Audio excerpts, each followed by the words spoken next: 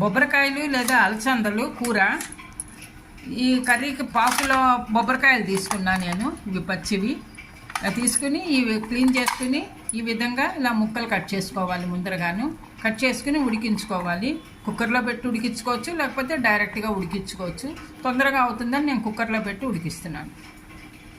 అలసంద ముక్కలు ఉడికాయి. ఈ ఉడికిన ముక్కలు మనం తీసి పక్కన పెట్టుకోవాలి.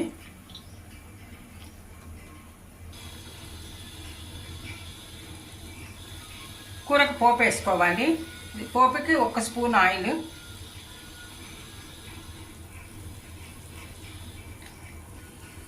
పోపు సామాన్లు 1 స్పూన్ మినపప్పు, 1/2 స్పూన్ జీలకర్ర, చిటికెడు ఆవాలు, 1 స్పూన్ శనగపప్పు, 1 మిరపకాయ ఇలా ముక్కలు చేసి వేసుకుంటున్నా. పోపు వేడింది. కొద్దిగా కరివేపాకు, 3 పచ్చిమిరపకాయలు ఇలా ముక్కలు చేసి వేస్తున్నా.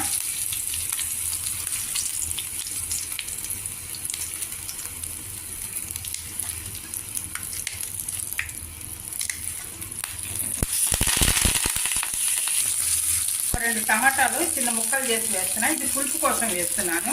కూరకి పులుపు వస్తుంది కొద్దిగా. ఇంకా చింతపండు లేకుండా సరిపోతుందని ఇలా టమాటాలు వేసి కొద్దిగా మగ్గించుకోవాలి.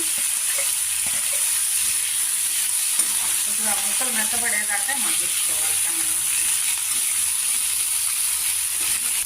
టమాటా ముక్కలు మగ్గాయి. ఇప్పుడు ముందరగా ఉడికించి పెట్టుకున్న అలసంద ముక్కలు ఇవి కూడా ఇందులో వేసేసుకోవాలి. బాగా మిక్స్ చేసుకుని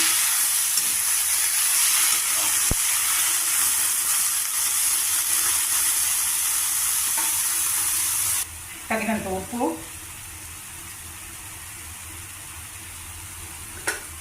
చిటికెడు పసుపు, 2 స్పూన్లు నువ్వుల కారం. నువ్వుల కారం వేసి చేసుకుంటే కనుక చాలా రుచిగా ఉంటుంది కూర.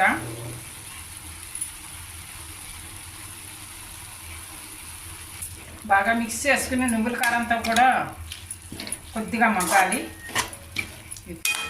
అలసంద ముక్కలకి అంటుకోవాలి కదా, బాగా పట్టాలి కదా నువ్వుల కారం అంతా. అందుకని ఇలా బాగా మిక్స్ చేసుకుని కొద్దిగా మగ్గించుకున్నట్టుగా చేసుకోవాలి.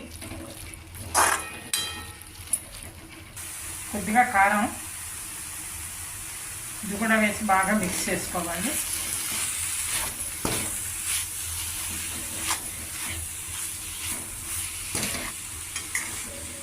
అలసందకాయల కూర రెడీ అయింది. మనకి ఆయిల్ కూడా బయటకు రిలీజ్ అవుతుంది.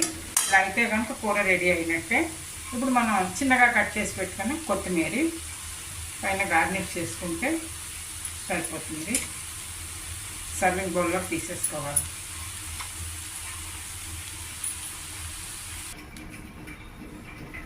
అలసందకాయలు లేకపోతే బొబ్బరికాయలు కర్రీ రెడీ అయింది. ఇది మనం వేడివేడి రైస్లోకి సర్వ్ చేసుకోవచ్చు, లేకపోతే పుల్కా కానీ రోటీ కానీ దేంట్లోకైనా సర్వ్ చేసుకోవచ్చు. ఈ వీడియో నచ్చితే కనుక లైక్ చేయండి, షేర్ చేయండి. మీరు కూడా ట్రై చేసి చూడండి. Thank you for watching.